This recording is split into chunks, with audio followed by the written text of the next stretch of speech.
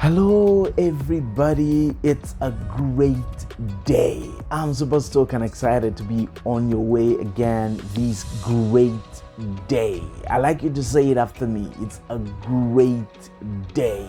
The way you call your day is the way your day will go. In case you're meeting me for the first time, my name is John Oguta, the one and only business and life coach. I'd like to share a word with you very quickly. I personally believe will be invaluable for you.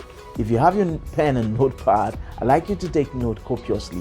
It is said that the faintest pen is sharper than the sharpest memory. Now listen to me, guys. When you pray to God for money, your prayer to God for money will be useless if the answer you expect is material resources. I take that again. Your prayer to God for money is useless when what you expect as answer from God is material resources. When you pray to God for money, remember one thing, that God is not in the business of producing counterfeit money. Did you hear me?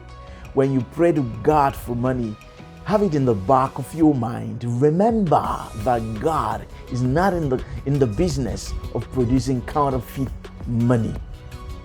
So when you pray to God for money, your eyes must be off material resources. When you pray to God for money, God is not going to rain down naira.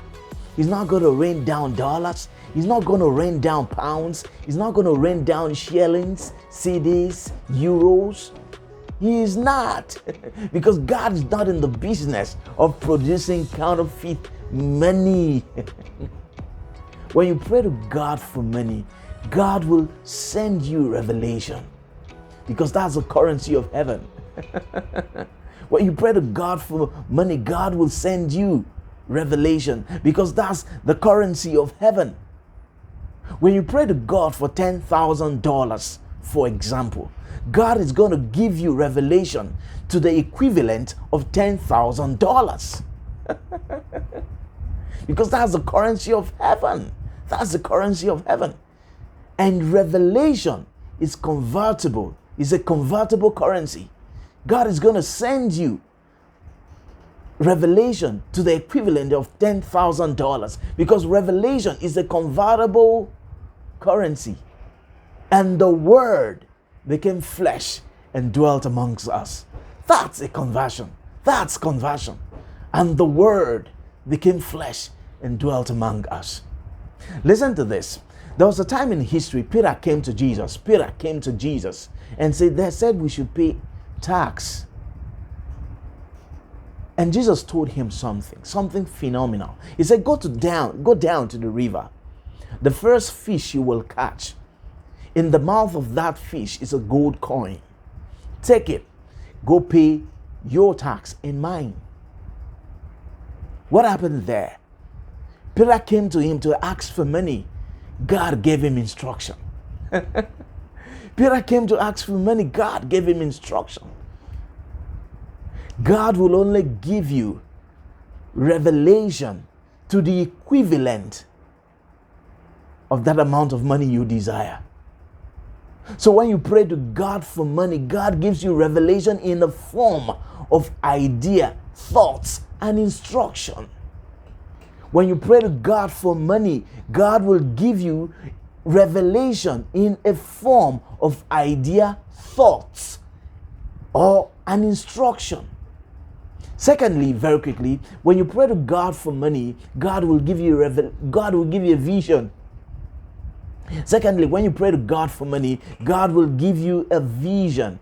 Now, a vision is not typically the ability to see things the way they are. It's the ability to see things the way they could be. That's why vision basically is the vivid mental picture of a preferred future. So it's the ability to see things the way they could be. Vision is the key to provision. Now, very quickly, if we divide the word provision, right? If we divide the word provision, it will be pro and vision. Pro means for the vision. Now, another word for provision is material resources. Now, this means that you can only attract material resources to the size of your vision. If you do not have the vision, you do not have the power to attract provision. I take that again. If you do not have the vision, you do not have the magnetic power to attract provision. Listen to me, ladies and gentlemen. If you do not have spiritual or intangible value, you are not entitled. You are not entitled to have the material equivalent. If you do not have spiritual or intangible value, you are not entitled to have the material equivalent. Listen to me, ladies and gentlemen. Money is first of all intangible before it's tangible. Money is first of all intangible before it's tangible. So a lot of people pray to God for money and miss it, because when God releases the answer, they are not able to recognize it because they have their eyes on material resources. When you pray to God for money, He doesn't rain down naira, He doesn't rain down dollars, He doesn't rain down shillings, He doesn't rain down euro, He doesn't rain down cedis. He rains down revelation in the form of idea, thought, or an instruction. Listen to me, ladies and gentlemen. Let's be clear about this. Prayer primarily is not a tool for acquisition. Prayer is basically a tool for communion.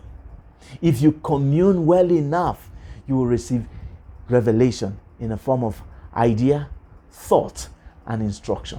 I hope this broadcast today is Calvary for someone who is struggling or who has been struggling with how to get and access money from God.